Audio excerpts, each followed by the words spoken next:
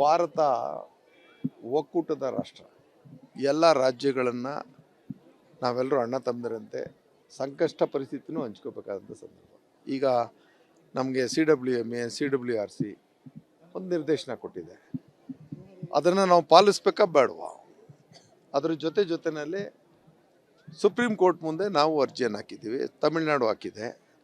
ಸೋಮವಾರ ಅದು ವಿಚಾರಣೆಗೆ ಬರ್ತಾ ಇದೆ.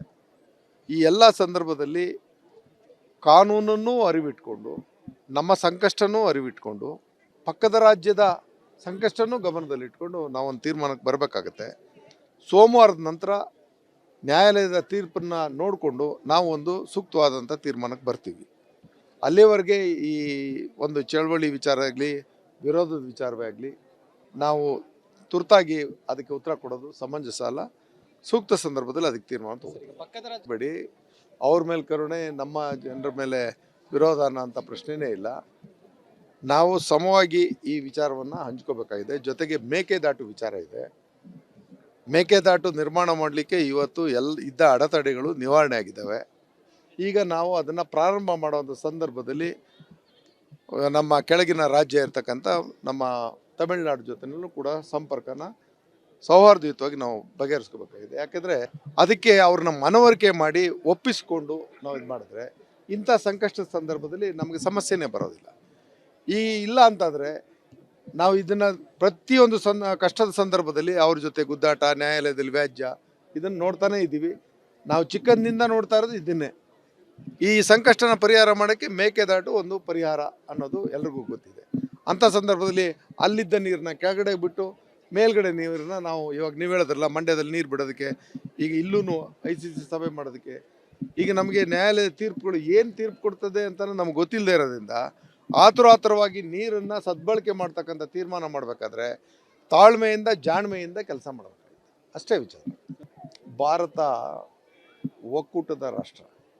ಎಲ್ಲ ರಾಜ್ಯಗಳನ್ನು ನಾವೆಲ್ಲರೂ ಅಣ್ಣ ತಮ್ಮಂದಿರಂತೆ ಸಂಕಷ್ಟ ಪರಿಸ್ಥಿತಿನೂ ಹಂಚ್ಕೋಬೇಕಾದಂಥ ಸಂದರ್ಭ. ಈಗ ನಮಗೆ CWMA CWRC ಒಂದು ನಿರ್ದೇಶನ ಕೊಟ್ಟಿದೆ. ಅದನ್ನು ನಾವು ಪಾಲಿಸ್ಬೇಕಾ ಬೇಡವಾ? ಅದರ ಜೊತೆಯಲ್ಲಿ ಸುಪ್ರೀಂ ಕೋರ್ಟ್ ಮುಂದೆ ನಾವು ಅರ್ಜಿಯನ್ನು ಹಾಕಿದ್ದೀವಿ. ತಮಿಳುನಾಡು ಹಾಕಿದೆ. ಸೋಮವಾರ ಅದು ವಿಚಾರಣೆಗೆ ಬರ್ತಾ ಇದೆ. ಈ ಎಲ್ಲ ಸಂದರ್ಭದಲ್ಲಿ ಕಾನೂನನ್ನು ಅರಿವಿಟ್ಕೊಂಡು, ನಮ್ಮ ಸಂಕಷ್ಟನೂ ಅರಿವಿಟ್ಕೊಂಡು, ಪಕ್ಕದ ರಾಜ್ಯದ ಸಂಕಷ್ಟನೂ ಗಮನದಲ್ಲಿಟ್ಕೊಂಡು ನಾವೊಂದು ತೀರ್ಮಾನಕ್ಕೆ ಬರಬೇಕಾಗತ್ತೆ. ಸೋಮವಾರದ ನಂತರ ನ್ಯಾಯಾಲಯದ ತೀರ್ಪನ್ನು ನೋಡಿಕೊಂಡು ನಾವು ಒಂದು ಸೂಕ್ತವಾದಂಥ ತೀರ್ಮಾನಕ್ಕೆ ಬರ್ತೀವಿ. ಅಲ್ಲಿವರೆಗೆ ಈ ಒಂದು ಚಳವಳಿ ವಿಚಾರ ಆಗಲಿ, ವಿರೋಧದ ವಿಚಾರವೇ ಆಗಲಿ, ನಾವು ತುರ್ತಾಗಿ ಅದಕ್ಕೆ ಉತ್ತರ ಕೊಡೋದು ಸಮಂಜಸ ಅಲ್ಲ. ಸೂಕ್ತ ಸಂದರ್ಭದಲ್ಲಿ ಅದಕ್ಕೆ ತೀರ್ಮಾನ ತಗೋಬೇಡಿ. ಅವ್ರ ಮೇಲೆ ಕರುಣೆ, ನಮ್ಮ ಜನರ ಮೇಲೆ ವಿರೋಧ ಅನ್ನೋಂಥ ಪ್ರಶ್ನೆನೇ ಇಲ್ಲ. ನಾವು ಸಮವಾಗಿ ಈ ವಿಚಾರವನ್ನು ಹಂಚ್ಕೋಬೇಕಾಗಿದೆ. ಜೊತೆಗೆ ಮೇಕೆದಾಟು ವಿಚಾರ ಇದೆ. ಮೇಕೆದಾಟು ನಿರ್ಮಾಣ ಮಾಡಲಿಕ್ಕೆ ಇವತ್ತು ಇದ್ದ ಅಡೆತಡೆಗಳು ನಿವಾರಣೆ ಆಗಿದ್ದಾವೆ.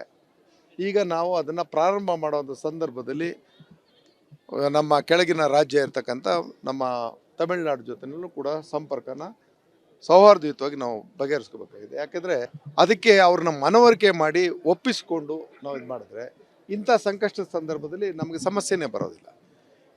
ಇಲ್ಲ ಅಂತಾದರೆ ನಾವು ಇದನ್ನು ಪ್ರತಿಯೊಂದು ಕಷ್ಟದ ಸಂದರ್ಭದಲ್ಲಿ ಅವ್ರ ಜೊತೆ ಗುದ್ದಾಟ, ನ್ಯಾಯಾಲಯದಲ್ಲಿ ವ್ಯಾಜ್ಯ, ಇದನ್ನು ನೋಡ್ತಾನೇ ಇದ್ದೀವಿ. ನಾವು ಚಿಕ್ಕಂದಿನಿಂದ ನೋಡ್ತಾ ಇರೋದು ಇದನ್ನೇ. ಈ ಸಂಕಷ್ಟನ ಪರಿಹಾರ ಮಾಡೋಕ್ಕೆ ಮೇಕೆದಾಟು ಒಂದು ಪರಿಹಾರ ಅನ್ನೋದು ಎಲ್ರಿಗೂ ಗೊತ್ತಿದೆ. ಅಂಥ ಸಂದರ್ಭದಲ್ಲಿ ಅಲ್ಲಿದ್ದ ನೀರನ್ನ ಕೆಳಗಡೆ ಬಿಟ್ಟು ಮೇಲ್ಗಡೆ ನೀರನ್ನ ನಾವು ಇವಾಗ ನೀವು ಹೇಳೋದ್ರಲ್ಲ, ಮಂಡ್ಯದಲ್ಲಿ ನೀರು ಬಿಡೋದಕ್ಕೆ, ಈಗ ಇಲ್ಲೂ ICC ಸಭೆ ಮಾಡೋದಕ್ಕೆ, ಈಗ ನಮಗೆ ನ್ಯಾಯಾಲಯದ ತೀರ್ಪುಗಳು ಏನು ತೀರ್ಪು ಕೊಡ್ತದೆ ಅಂತ ನಮ್ಗೆ ಗೊತ್ತಿಲ್ಲದೆ ಇರೋದ್ರಿಂದ ಆತುರಾತುರವಾಗಿ ನೀರನ್ನು ಸದ್ಬಳಕೆ ಮಾಡ್ತಕ್ಕಂಥ ತೀರ್ಮಾನ ಮಾಡಬೇಕಾದ್ರೆ ತಾಳ್ಮೆಯಿಂದ ಜಾಣ್ಮೆಯಿಂದ ಕೆಲಸ ಮಾಡಬೇಕಾಗುತ್ತೆ. ಅಷ್ಟೇ ವಿಚಾರ.